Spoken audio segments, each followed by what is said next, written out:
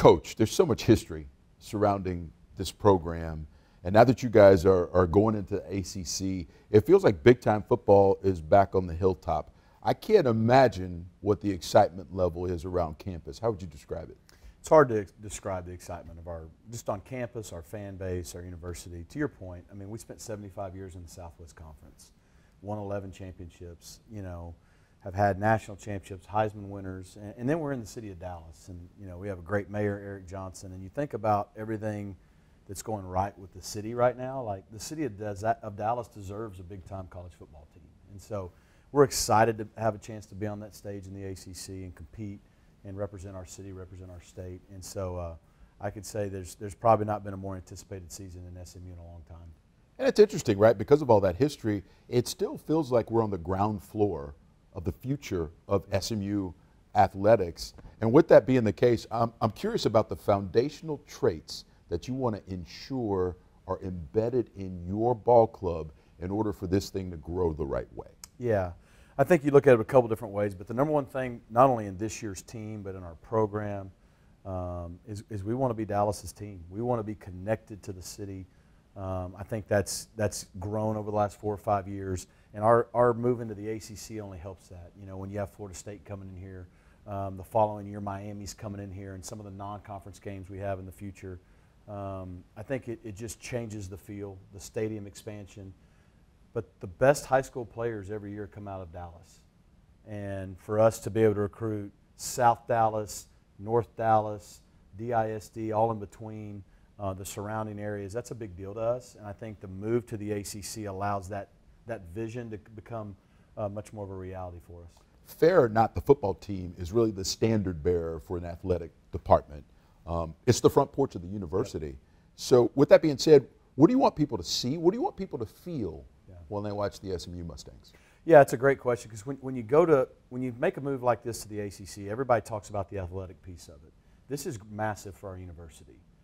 SMU, our peers are now Virginia and North Carolina and Duke and Wake Forest and Miami and Clemson and Notre Dame and Stanford and on and on. This raises the profile of our school.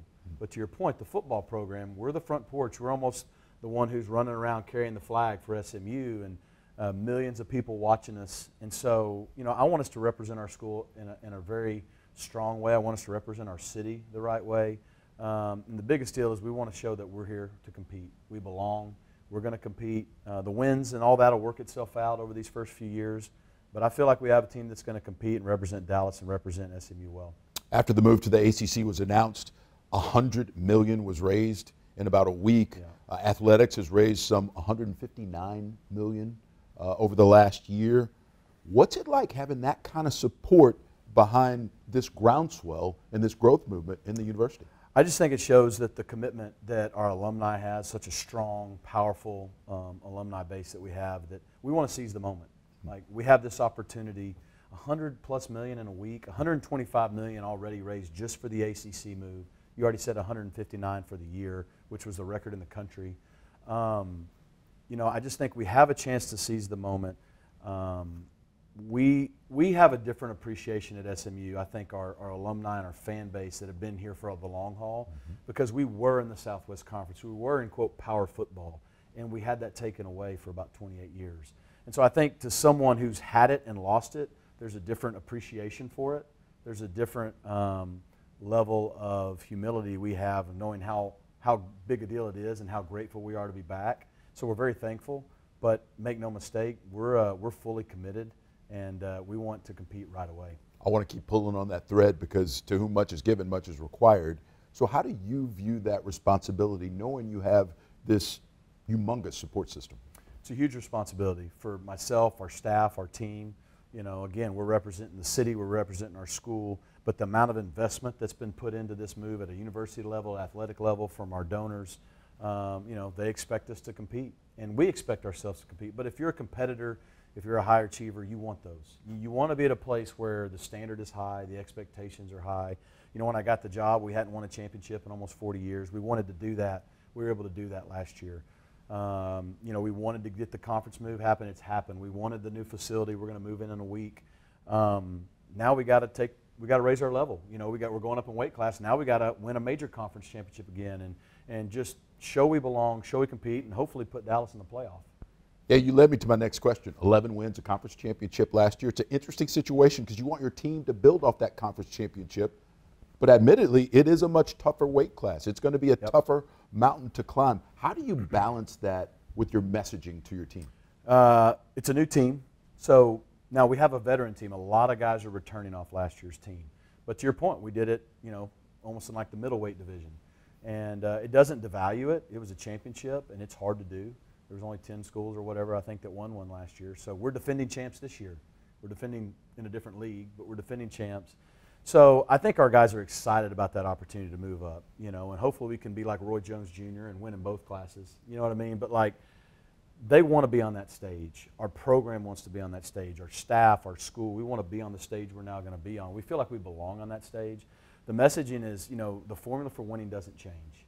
The makeup of a championship team doesn't change. What we did last year, we have to find a way to develop this year's identity for this year's team.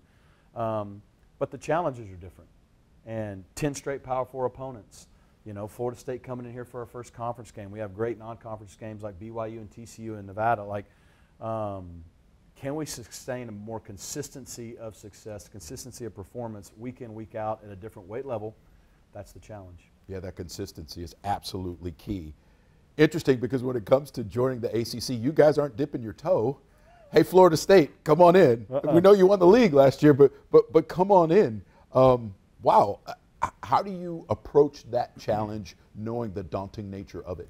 Yeah, we're going off the high dive, right? Yeah. So, it's exciting. 2 defending champs. They won the league last year, and then the next week we go to Louisville, who was playing them in the championship game. So ACC gave us the best 2 from the last year right off the bat. But, again, if you're a competitor, that's what you want. Here's what I say. For 30 years almost, we've wanted as a program to be in this position. We felt like we belonged on this stage. We now got it. That's what we asked for. And so, look, I've said this the last couple of weeks. Like, I really like our team. I do. I think we have a team that's going to compete. I think we have a team that's tough, that's going to be fun to watch. I don't know what that looks like, wins and losses, but I know we're going to compete. I just know we're excited to get on that stage with the Florida States of the world and see where we measure up. What do you want from your crowd? What do you need from your crowd in that ACC inaugural game? Yeah. Well, that's the thing. It takes 2. We're trying to do our part to represent the school, the city. We have to win. We have to be a program, a team that people want to support and follow. We need our crowd. And we've already pretty much sold out the Florida State game, which is awesome. We're already well over all our record ticket sales here. I think we're close to selling out all the season tickets for the year. We need a crowd that, look, the Boulevard's one of the best things in college football. Absolutely. We need a crowd that's in the stadium when it starts, in it when it leaves, and when we're ahead, they're celebrating with us and helping us finish the deal. But, with the level of competition we're going to be playing now, there's going to be a lot of times you're going into the second half or into the fourth quarter down a score or 2. And that's where your home crowd can really pull your team through. That's the home field advantage. So I'm confident that if we continue to do our part and put a product out there that's exciting, our fans will come and create one of the most electrifying home field atmospheres in college football. We've got, I think, an 8-game winning streak here, and it's only going to get better. You've been an offensive coordinator at the University of Miami, so you've been in these hostile environments in the ACC. We all know adversity is baked in the cake when you play football. Yep. But it's going to be a different kind of adversity for a lot of your players. What will you tell them as you look forward to trying to go into some of those very tough places to play? Yeah, I mean, that's what you want. You want those environments, but they're different. And, fortunately, we've had the opportunities like last year we went to Norman, Oklahoma. Yep. The year before we went to Maryland. We've gone up to Michigan in the last several years. It's just the week in, week out piece of it. You have to have an incredible focus, an incredible level of unity to go on the road and win in those environments. I think that's where our veteran team will help us. I think that's where the team that we have that has a lot of transfers that came from the power conferences, the ACC, the SEC, they've been in those environments. So hopefully that's an edge for us. But make no mistake, that's part of the challenge of moving up in weight class that we're really excited about. In a Power 4 conference now, you have a direct pathway to the playoff. It's expanded now. Yep. I suspect that you can hold that out as a carrot Yep. to your football team. How long do you think it will be and can be before you can legitimately contend for one of those playoff spots? That's a great question, and it's kind of like I said, we're going to find out where we measure up this year. And I think in some ways we're going to surprise some people. I I think we're going to do some things and have some moments where people go, wow, they're a little bit ahead of schedule. And then there may be some times we learn a little bit about ourselves and maybe where we've got to improve. And so, you know, in this year one, it's kind of hard to project and guess. Look, we expect to compete this year. We're doing everything we can as a team to put ourselves in position when we get to November that we're playing for something. We're playing for the postseason. We're playing maybe still in contention with a chance to get to Charlotte. If you get to Charlotte, which is where the ACC title game is, you got a chance to be in the playoffs. So do I think if we don't do that, the year's a failure? No, but we're not waiting. You know, we're all in now. Realistically, if you look at history, it probably takes 3-4 years.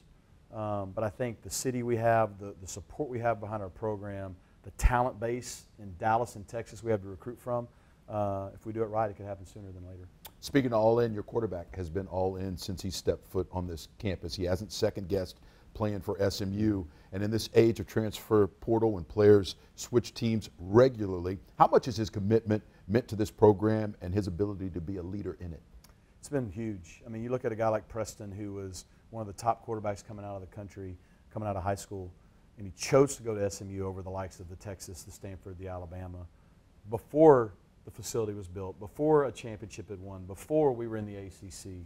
He believed in SMU and staying in Dallas early on. Guys like him, I think, have paved the way for this. His leadership, what he did last year as a starter for the first year, he's 11-2 as a starter, and that consistency's meant a lot. And I'll say this, not just him when you talk about quarterbacks. Kevin Jennings from South Oak Cliff could have gone to a lot of places. He came here, won the championship game for us, chose to stay. Keldrick Luster from McKinney. Our top 3 quarterbacks are all Dallas area kids, north, south, and central, and they're all guys that can win at a high level. But a lot of guys like that, again, I think there's just a spirit of kids want to stay and play in Dallas. We got to give them a reason to want to stay. The winning has happened. The investment has happened. Now we have the league. Again, we have an opportunity to seize the moment. I'd be remiss if I didn't ask you about what you have done in terms of the resource expansion and the resources that have been poured into your program, specifically with the new end zone expansion and that facility. How is that going to shape this program for years to come?